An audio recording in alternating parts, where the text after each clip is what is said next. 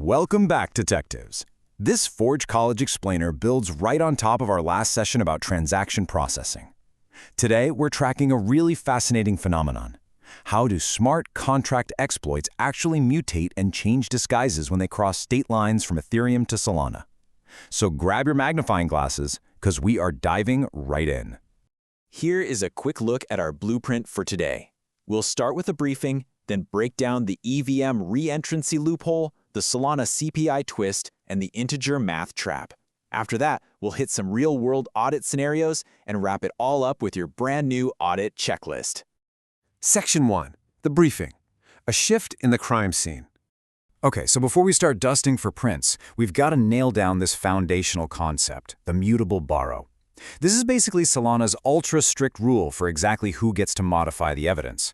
Unlike Ethereum's kind of Wild West setup where any contract can just poke at the global state mid-transaction, Solana says absolutely not. Only the currently executing program has exclusive, mutable access to a specific slice of account data. It's literally like checking out a highly sensitive file from the evidence room. While you hold it, nobody else can write in it, period. And that completely changes how we hunt for vulnerabilities. Section 2. The EVM reentrancy loophole. Control flow and state ordering crimes. So picture how a heist actually goes down on Ethereum. In a classic EVM exploit, you've got a pretty simple sequential failure. Step 1. The contract makes an external call, literally sending funds out the door to some untrusted recipient. Step 2. The attacker intercepts that control, spins around, and loops right back into the contract. And then Step 3. The contract finally updates its internal balance. Wait, actually scratch that. By the time Step 3 happens, the attacker has already drained the vault multiple times.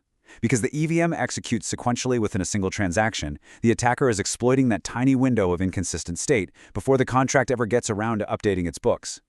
Moving to Section 3, the Solana CPI twist, how cross-program invocations change the game. Now enter the cross-program-invocation, or CPI. This is a mechanism that lets one Solana program directly invoke the instructions of another program, passing along account borrows and control flow. It's basically handing over the evidence file and your badge to another detective. When program A calls program B, it's handing over control. And that creates a super complex chain where state inconsistencies can easily hide right in plain sight. So what's the core difference here? Well, on the EVM side, you're dealing with a single shared storage model where sequential internal ordering is everything. Always update the ledger before handing out the cash. But on the SVM side, we're dealing with account-level borrows. Over there, ordering matters across those complex CPI chains.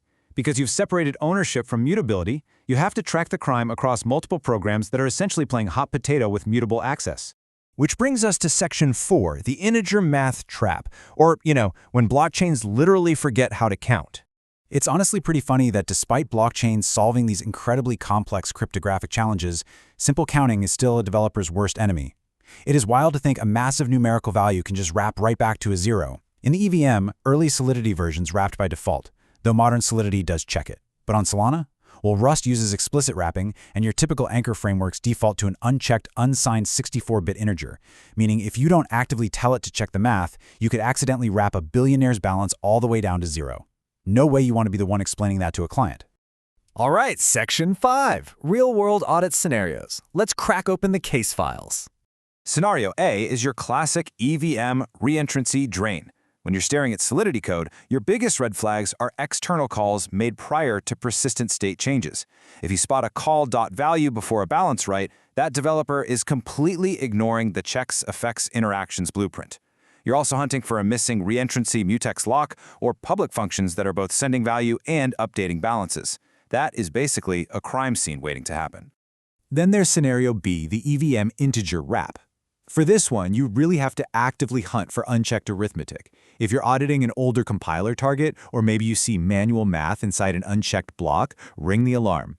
Developers will sometimes just assume a balance is safe without actually implementing overflow-safe math underneath. Definitely don't let them get away with that. And finally, Scenario C, the Solana CPI chain risk. This is where things get distinctly SVM. You're looking for a situation where program A passes a mutable borrow to program B.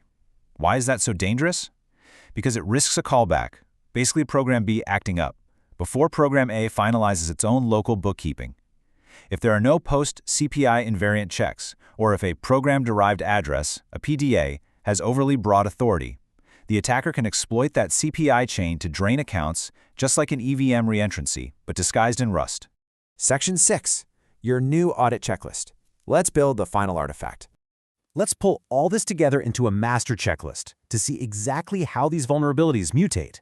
For reentrancy, EVM's sequential execution permits direct reentry before state updates. But SVM's mutable borrows actually prevent that direct reentry, so the risk mutates into unsafe CPI flows. For integer overflow, EVM historically wrapped, but modern Solidity uses checked math by default. SVM using Rust requires explicit wrapping, but Anchor actually defaults to unchecked U64s. And finally, for state visibility, EVM is a single shared storage model, where internal function ordering is absolutely critical. SVM uses account-level borrows, where ordering across CPIs and multi-account changes is the key to everything. Listen, if you only take away one golden rule from today's briefing, let it be this. Treat any external call or CPI as a boundary, where invariance must be considered finalized or explicitly rechecked. Whenever control leaves your module, whether that's sending Ether in Solidity or an invoke command in Solana, you have to treat it as a strict, highly dangerous boundary where your invariance must be fully locked down. Next investigation, permissions and access patterns.